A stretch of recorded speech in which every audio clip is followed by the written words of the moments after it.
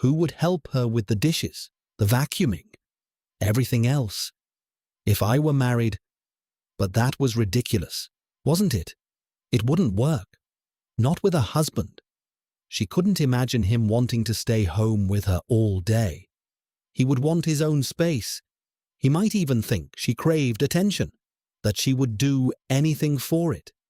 So what should I do? Sandra stopped brushing her hair. She looked into the mirror, only to realize her eyes were no longer focused on her own reflection. She shook her head at the absurdity of it all. Who would appreciate what she did, if not herself? It was foolish to think this way. She felt exhausted.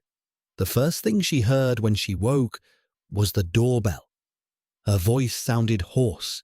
She must have slept the entire afternoon. Then she remembered where she was. She opened her eyes and looked around the bedroom. Everything was still in place. The sheets were neatly folded over the bed. The lamp stood on the nightstand, exactly where it belonged, as if nothing had happened. The blinds were drawn against the outside light, leaving the room dim but clear enough to see. Sandra got into her car and drove slowly to the supermarket. As soon as she stepped inside, she began searching for what she needed.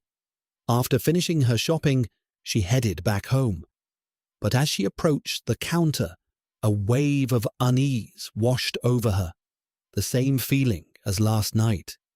Only now she knew why. She remembered the man from the grocery store. She remembered how she had known instantly that something bad would happen. She had been certain he would hurt her. The stranger hadn't said a word. He had only looked at her. He had been angry when she refused to let him touch her, and she had pulled away, escaping his grip.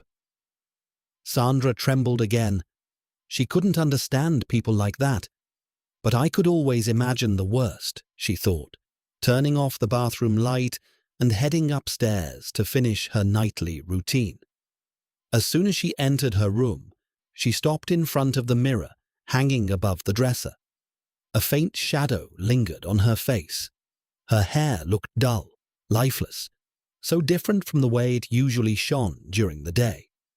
She took a shower, changed into her pajamas, slipped under the covers, and began to read.